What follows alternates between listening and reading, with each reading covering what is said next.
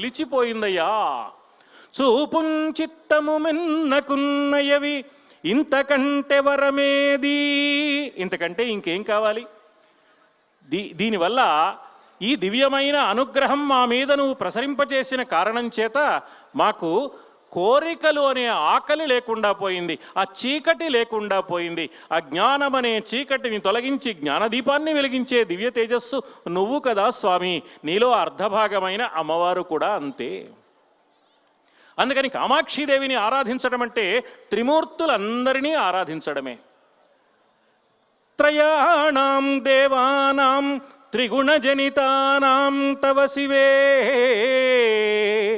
భవేత్ పూజా పూజా తవ చరణయో యా విరచిత తథా హి త్వత్పాదోద్వహనమణిపీఠస్య నికటే స్థితా హ్యేతే శశ్వన్ముకుళితకరోత్తం సమకుటః అంటారు జగద్గురువులైన ఆదిశంకరులు. అమ్మా, నీ పాదపద్మాలకు పుష్పాలు సమర్పిస్తున్నాం భక్తితో. ఆ పుష్పాలు త్రిమూర్తుల శిరస్సుల మీద సమర్పించినట్లే. ఎందుకో తెలుసా? ఆ త్రిమూర్తులు ముగ్గురు దోసిళ్ళు పట్టి నీ పాదపద్మాల చెంత నిలిచి నీకు సాష్టాంగ నమస్కారాలు చేస్తున్నారు కదమ్మా. అంటే త్రిమూర్తులకు కూడా ఆజ్ఞలు జారీ చేసి సృష్టి స్థితి లయాలను నిర్వహిస్తున్న దివ్య స్వరూపిణి అమ్మవారు. ఆమెయే శృంగేరిలో శారదాదేవిగా ప్రతిష్ఠిత అయింది. జగద్గురువులైన ఆదిశంకరులు ప్రతిష్ఠించిన దివ్యమూర్తి శారదాదేవి. ఆ శారదాదేవి ఎటువంటిది అంటే శారదారాధ్య. లలితా సహస్రనామ స్తోత్రంలో ఒక నామం. శారద చేత ఆరాధింపబడే తల్లి. శారదలు అంటే ఎవరు? వాక్కునకు సంబంధించిన వారు. వసిని, కౌళిని, మోదిని ఇలాంటి పేర్లు కలిగిన వసిన్యాది వాగ్దేవతలున్నారు. లలితా సహస్రనామ స్తోత్రాన్ని ప్రపంచానికి అనుగ్రహించిన వారు సామాన్యులు కాదు వాళ్ళు. శారదారాధ్య అంటే వసిన్యాది వాగ్దేవతలు ఏ మాతృమూర్తిని ఆరాధిస్తున్నారో, ఏ లలితాదేవిని సంసేవనం చేస్తున్నారో ఆ దేవి యొక్క స్వరూపం శారదారాధ్య. అలాంటిది శారదాదేవి. ఆద్యాం విద్యాం చ ధీమహి బుద్ధిం యానః ప్రచోదయాత్. దేవి భాగవతంలో సమస్త ప్రాణుల యొక్క బుద్ధిని చైతన్యం కలిగించి మంచి మార్గంలోకి తీర్చిదిద్దే తల్లి ఆమెయే శారదాదేవి.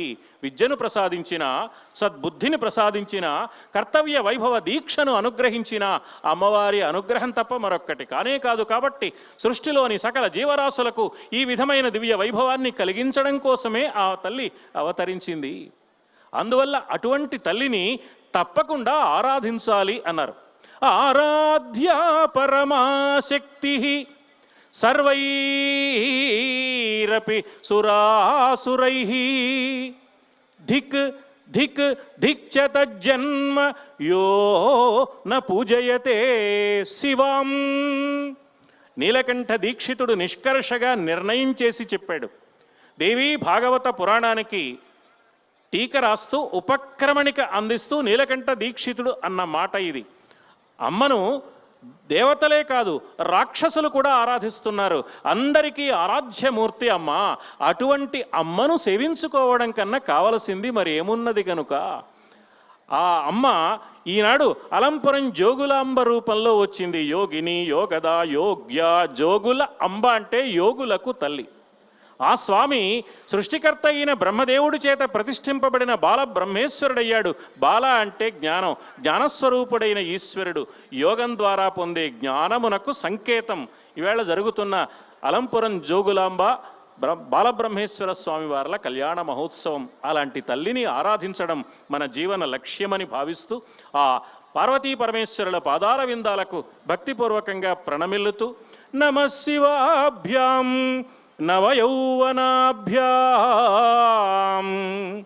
పరస్పరాశ్లిష్ట వపుర్ధరాభ్యాం నగేంద్రకన్యా వృషకేతనాభ్యాం నమో నమః శంకర పార్వతీభ్యాం. స్వస్తి సర్వేషాం సమస్త సన్మంగళ. కోటి దీపోత్సవ వైభోగాన్ని అద్భుతంగా ప్రవచనామృతం ద్వారా అందించినటువంటి ప్రముఖ ఆధ్యాత్మికవేత్త డాక్టర్ మల్లా ప్రగడ శ్రీమన్నారాయణమూర్తి గారికి కోటి దీపోత్సవ వేదిక ద్వారా ధన్యవాదాలు తెలియజేస్తున్నాం.